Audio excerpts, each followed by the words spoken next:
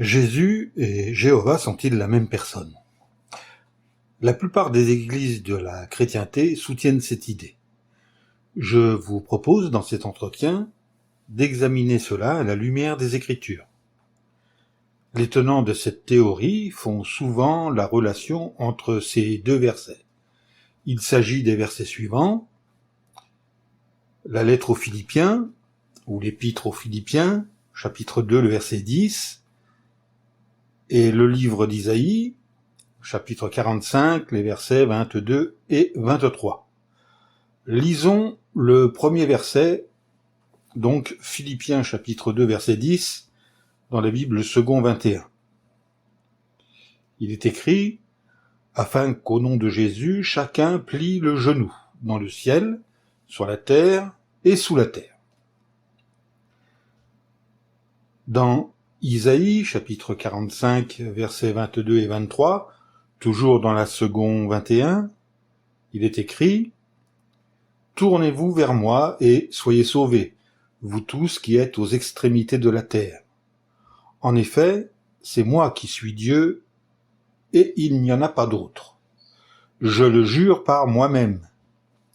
Et de ma bouche sort ce qui est juste, une parole qui ne sera pas révoquée. Chacun pliera le genou devant moi, et toute langue prêtera serment par moi. » Donc, dans les deux versets, on trouve l'expression « plier le genou ». Dans la lettre aux Philippiens, l'apôtre Paul dit « au nom de Jésus ». Et dans Isaïe, c'est devant Jéhovah que les genoux sont pliés. Et les tenants de la théorie unitaire de dire « vous voyez bien que c'est la même personne, puisque dans Isaïe, c'est l'Éternel qui parle, et dans Philippiens, Paul dit « au nom de Jésus ». Ça a l'air convaincant, n'est-ce pas? Allez, entrons dans le vif du sujet et analysons tout cela en détail à la lumière des Écritures. Tout d'abord, examinons le contexte de l'Épître aux Philippiens au chapitre 2, verset 10. Nous allons lire les versets 5 à 11 dans la version second. « Ayez en vous les sentiments qui étaient en Jésus-Christ, lequel, existant en forme de Dieu, n'a pas regardé comme une proie à arracher d'être égal avec Dieu, mais s'est dépouillé lui-même en prenant une forme de serviteur, en devenant semblable aux hommes, et ayant paru comme un simple homme. Il s'est humilié lui-même, se rendant obéissant jusqu'à la mort, même jusqu'à la mort de la croix. C'est pourquoi aussi Dieu l'a souverainement élevé, et lui a donné le nom qui est au-dessus de tout nom, afin qu'au nom de Jésus, tout genou fléchisse dans les cieux, sur la terre et sous la terre, et que toute langue confesse que Jésus-Christ est Seigneur, à la gloire de Dieu le Père. Maintenant, entrons dans le détail. Au verset 6, que lisons-nous? Paul nous dit que le Seigneur Jésus, bien qu'étant un être divin, n'a jamais songé à être l'égal du vrai Dieu Jéhovah. Au verset 8, Paul nous dit que Jésus s'est montré obéissant à Dieu, en acceptant de donner sa vie humaine parfaite pour le rachat de l'humanité. Si le Seigneur a obéi à son Père, c'est bien qu'il lui est soumis, n'est-ce pas? Et celui qui est soumis à quelqu'un n'est pas son égal. Passons au verset 9.